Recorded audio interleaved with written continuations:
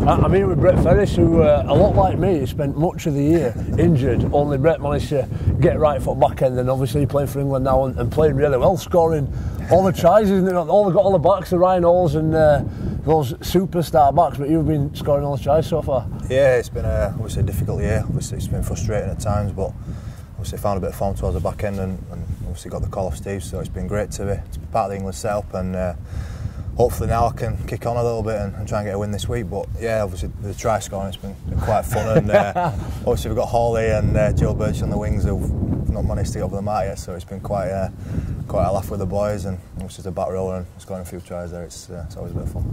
How have you dealt with it this year? Because it's tough, isn't it, keeping that sort of mentality, and to be able to play for England at the end of the year, you've got to maintain a degree of fitness without obviously playing, and you've not been able to play most of the year. Yeah, as I said before, it's really frustrating. It's I played the first 6 or 7 games, and then I did my syndesmosis in my ankle. I was out for 6 or 7 weeks then, came back, I did my knee 2 weeks later, came back from that, I got suspended, come back game, I did my biceps, so I was out for 9 weeks. It was like, come on, someone give me a break here. But I think in that time, the back of my mind, it was always thinking about getting right, to give myself a chance. And obviously when you have an injury and that, you want to do the best you can when you come back, to try and not miss anything and get your form straight away. So absolutely, that was probably a burning desire for me throughout the year. And then once I got towards the back in the season, it was still the thing of, there is a chance of playing in big games, and we was in the top 4, and there was an opportunity to play in the semis and that, so I wanted to do that, and I thought if I could do that, I could maybe give myself a chance with England as well.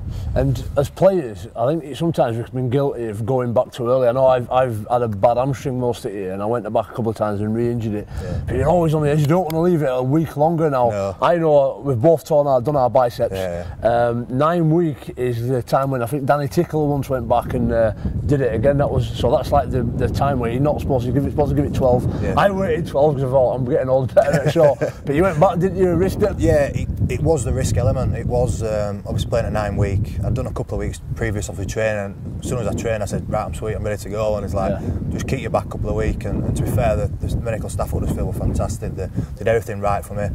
I went and got all my testing done at Huddersfield Uni and stuff, and passed all the tests, so they knew it was strong. There was always a chance of a re-rupture and stuff like that, but I think at the time I was willing to re-rupture it, as daft as it seemed. Yeah, you do, that's right. Obviously we had the Leeds game coming up, Wigan game, and potentially a grand final, and like I say, England, so it was worth the risk for me then. I thought, if I do re-rupture it, I have an operation, and I miss Christmas, and I'm back for the start of the season, and it's probably a bit daft at times to think like that, but when you want to play in them big games, and you know yourself, they don't come around often, you want to try and be a part of them. I'm glad you said that, because you do. That's just the nature of rugby league players. You want to get out, put the body on the line for the lads. You've played these 2 games off the bench, but come on, I guess the Kiwis are big, they start really big and strong, and somebody like yourselves got that skill, you've got the offload, you've got all the game really to come on and make that difference, shock them when they're starting to fatigue a little bit. Is that something you enjoy doing, coming off the bench and being a bit of a superstar sub? I won't say superstar, but yeah, obviously it's a different role for me. I'm used to playing 80 minutes from the off and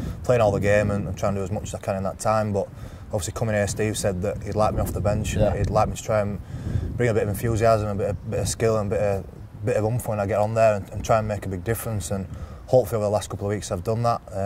It's a role I've really enjoyed, to be fair. It's very different. I find it a bit more difficult to get into the game, but I think once you get in there and you're in and around it, you start being sweet. But yeah, it's been enjoyable. Yeah. And you've been training in a chamber today, the oxygen chamber. You're doing your weights. Obviously, it's a bit odd. You usually do a bit of CV, and it's like training up a mountain at altitude. There's a bit less oxygen.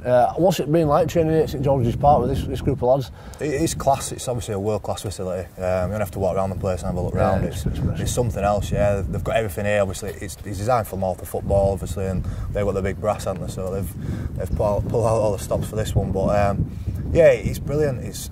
You're an England team, you want to be with the best facilities, and that's what the England and RFL have tried to do for us, and I think they've ticked all the boxes with this place. Someone was telling me about some story with Amari Cairo or something, and on way down here. What was that all about? Have been putting you on social media? We played. When was it? He played for OKR, and there was a bit of fisticuffs broke out, more handbags than out. And he's ran round the back and he's grabbed my shirt and scragged me to the floor. So obviously I didn't take too kindly to it, but he ran off pretty quick then. He's quite fast, so obviously I don't want to catch him. And then he's bobbed it on Instagram, putting all his cool get-all stuff on with it.